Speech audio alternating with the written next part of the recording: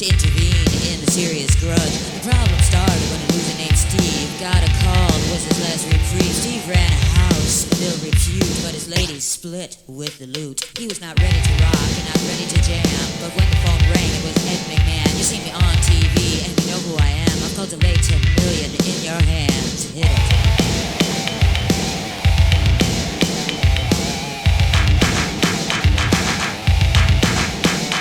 You're rich, said Ed, you're super rich, and you can do what you want without a hitch. Steve met Suzanne, who was a virgin. They took a jet to Paris to a plastic surgeon. Said the surgeon, I can make you a worldwide attraction. You can get yourself done like Michael Jackson or Elizabeth Taylor or stuff like Trigger or whatever else you want to do with your figure. Said Steve, I want the best film and TV. I want to be the most stud. I want to be me. And the same for Suzanne, do you understand? She must be the most fly ever known to man.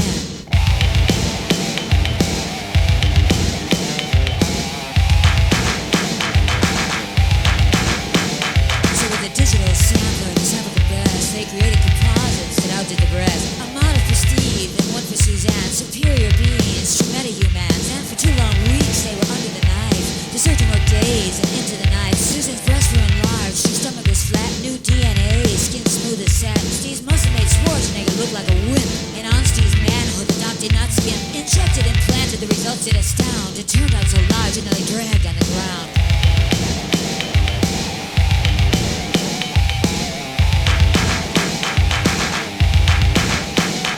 They put out an album and rock stars they became, and for their career they took on new names. He became Driller and she became Killer. In the first 2 weeks they sold more than Thriller, but one problem remained since they'd been with the surgeon. Suzanne, you see, was still a virgin. The cause of the problem was in Steve's thing. It was so awesome in size he could not get it in. They were true to each other, though it may sound corny, but pumped with hormones he was dangerously horny. Went out on the stage and the fly girls were screaming. It was all Steve could do to keep from creaming.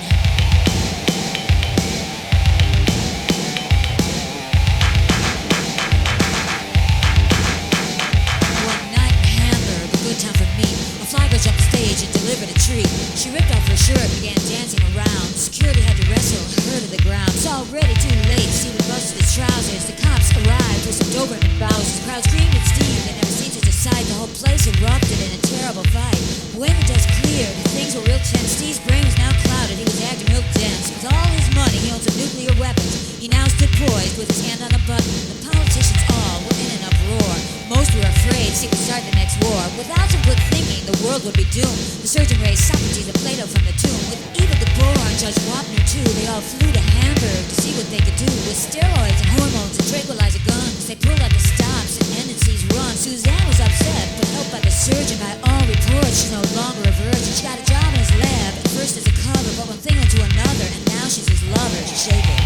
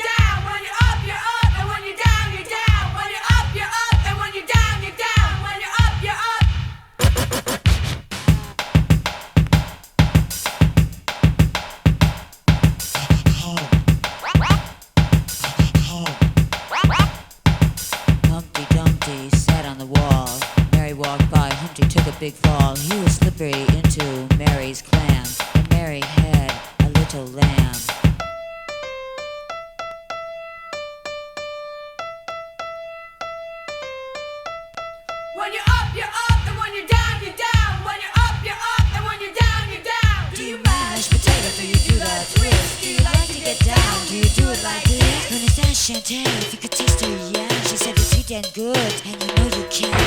While on the news, there was a large group of rats. They rounded up people wearing cowboy hats. They brought them into town and put on a display. The rat population made money this way. When you're up, you're up, and when you're down, you're down. When you're up, you're up, and when you're down, you're down.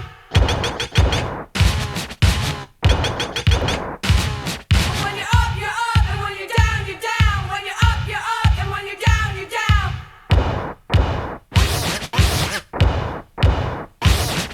In Silver Creek, Utah, at the nuclear dump, some unusual organisms were having a hump.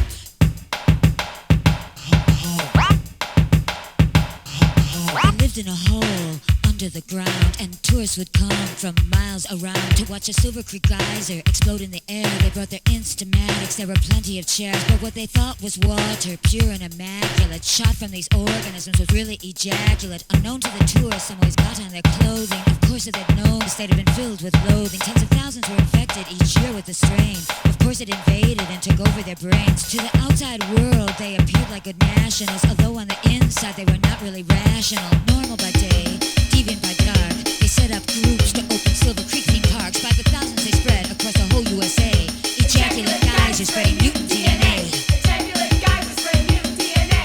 Ejaculate guys are spreading mutant DNA. On the cover of Forbes and Money magazine, it was a big-time success, the American dream. When you're up, you're up, and when you're down, you're down. When you're up, you're up, and when you're down, you're down. When you're up, you're up, and when you're down, you're down. When you're up, you're up, and when you're down, you're down. When you're up, you're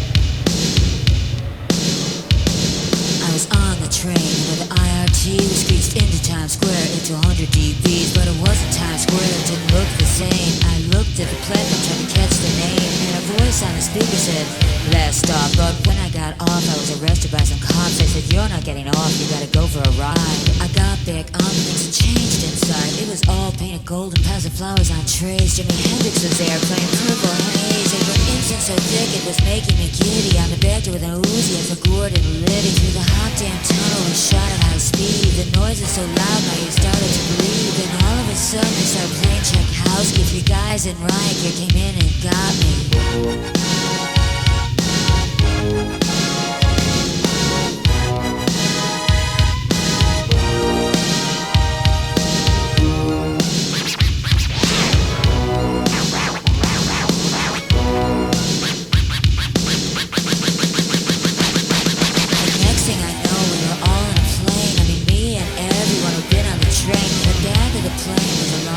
Doctors, of course they were actors, not really doctors, but they were good actors. I was all on TV. They did a brain transplant on the pilot, you see. But the new brain couldn't fly a plane because the pilot kept asking for someone to explain how to keep it from crashing into the ground. But no one that knew how could be found. So we had to bail out about 8 miles high. On the way out the door, a nurse grabbed my thigh. She said, "Up is down." I said, "What are you saying?" She pulled out a pneumatic gun and shot a microchip into my brain.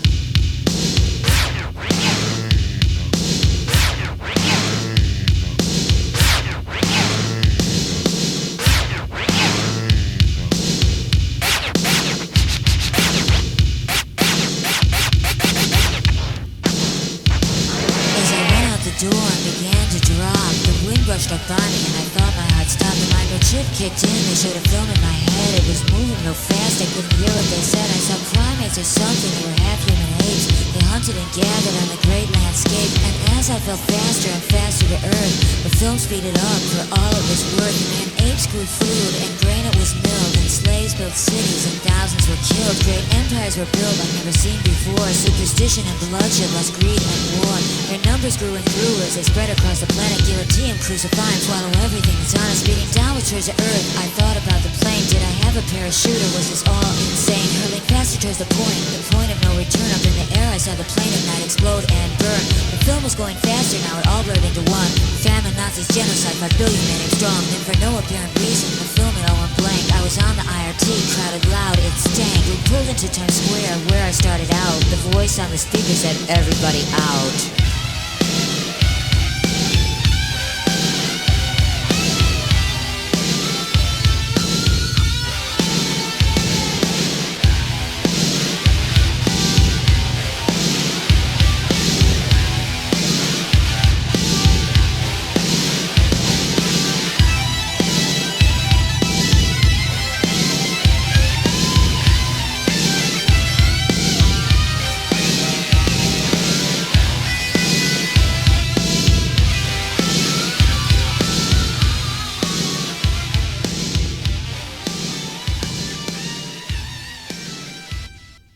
The Reality Party staged a massive demonstration in Washington this morning following the report that $4 billion was missing from the government fund slated to continue the financing of the so-called wars for freedom around the world.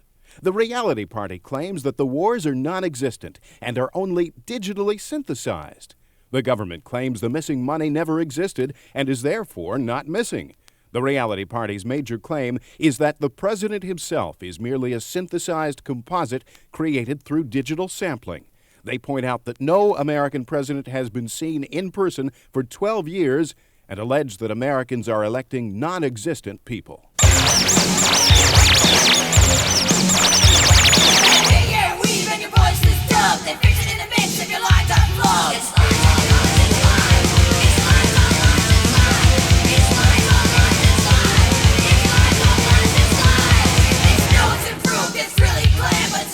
shit just in a new can. It's lies, all lies, it's lies. It's lies, all lies, it's lies. It's lies, all lies, it's lies. It's lies, all lies, it's lies.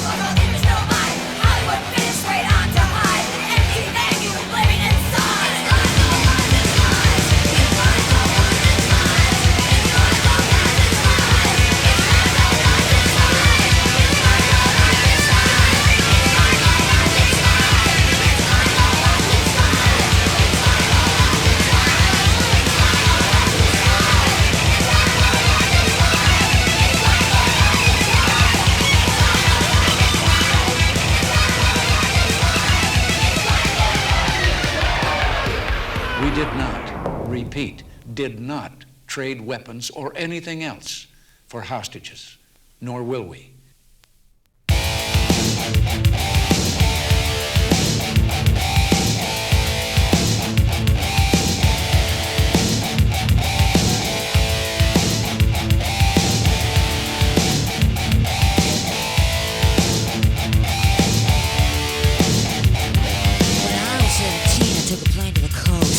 My friend Rhonda, cause she's really the most. We were cruising the strip, you know, Sunset and Pico. In less than 5 minutes, met a guy named Rico. He drove up to the curb in a Chuck Rolls Royce. He had a 10 from a bottle and a radio voice. I said, yo, Banana, are you ready to ill? And he took us to a party in Beverly Hills.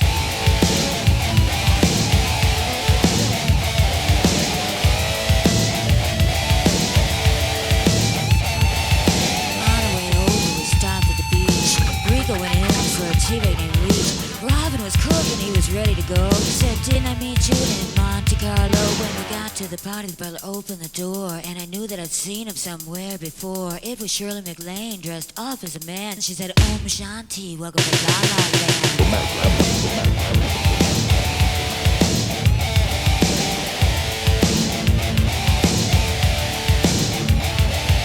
White was there and they were playing a game, but the numbers on the wheel were all the same. I didn't see Jerry Falwell or Jessica Hahn, but I was told they were upstairs getting it on. Hugh Hefner arrived with a bunch of skeezers. The Chippendale dancers were real crowd pleasers. Duke and Duchess of Windsor were really nice. They brought some underground films of Gary Hart and Donna Rice.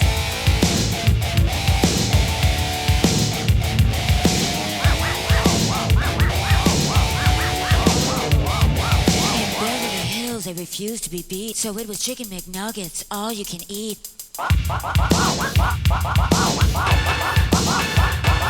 MC of the evening was a blonde guy named Doc. He screamed at the crowd, are you ready to rock? Rock, rock, rock, rock. Oh yeah, they said waving their hands. He said, I give you Ultrafly, #1 in the land. I stepped up to the mic and I delivered my weapon. La La Land was transfixed in a second.